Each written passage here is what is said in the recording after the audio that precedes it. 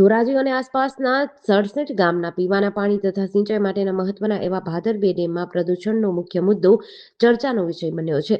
સ્થાનિકોના આક્ષેપ મુજબ કેટલાક ઔદ્યોગિક એકમો દ્વારા કેમિકલયુક્ત ગંદુ પાણી ગેરકાયદેસર ડેમમાં છોડાય છે, જેના કારણે ડેમના પાણીની ગુણવત્તા પર પ્રશ્નો ઊભા થયા છે.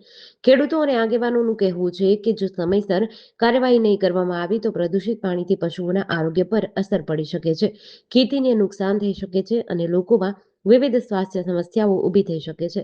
આ મામલે ગુજરાત પ્રદૂષણ નિયંત્રણ બોર્ડ દ્વારા તાત્કાલિક સ્થળ તપાસ કરવામાં આવે, પાણીના નમૂનાઓ એકત્ર કરી લેબોરેટરીમાં ચકાસણી કરવામાં આવે અને જો કોઈ એકમ દોષિત સાબિત થાય તો તેની સામે કડક કાનૂની કાર્યવાહી કરવામાં આવે તેવી માંગ ઉઠી છે. ભાદર બે ડેમ જેવા મહત્વના જળ સ્ત્રોતમાં પ્રદૂષણના આક્ષેપો સામે આવતા સમગ્ર વિસ્તારમાં ચિંતાનું વાતાવરણ સર્જાયું છે. હવે પ્રશાસન અને સંબંધિત વિભાગો આ મામલે કેટલી ઝડપથી અને કેટલી અસરકારક કાર્યવાહી કરે છે તેના પર સૌની નજર છે.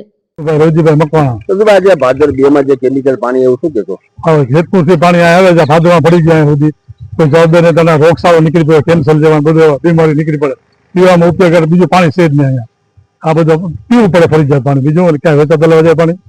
ખેતરમાં કેવું નુકસાન? ખેતરમાં નુકસાન, ખેતર પાક જેવો થતો નથી, ખેતરમાં ઓછું ઉત્પાદન થઈ ગયું. રજૂઆત કરી, કોઈ ધ્યાન દેતું નથી. કોઈ ક્યાંથી પાણી આવે? પાણી જેતપુર ઉપરથી આવે.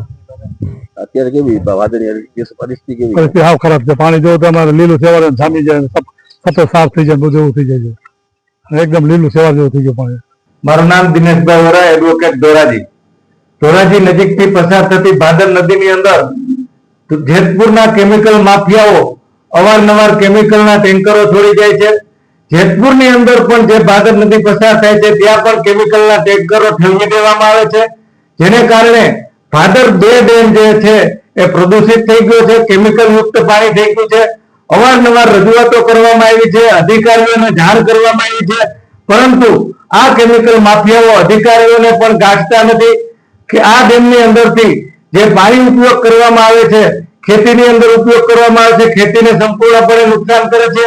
લોકોમાં જે પીવા માટે ઉપયોગ કરવામાં આવે છે, પીવાના પાણીની અંદર પણ લોકોને ભયંકર નુકસાન કરે છે અને રોગચાળાનો ભોગ લોકો બની રહ્યા છે. આ કેમિકલને લીધે ખેડૂતો જો આ પીએચ ની અંદર પાણીનો ઉપયોગ કરે તો જમીનો બંજર થઈ જાય છે, કોઈ પણ પાક વાવે તો ઉત્પાદન થતું નથી અને પાક તૈયાર થતો નથી. અમારી માંગણી છે કે આ કેમિકલ માફિયાઓ સામે પગલાં લેવામાં આવે અને કેમિકલ માફિયાઓને જેલ ભેગા કરવામાં આવે. જેડીસી ન્યૂઝ સાથે વિપુલ ધામેચા, ધોરાજી.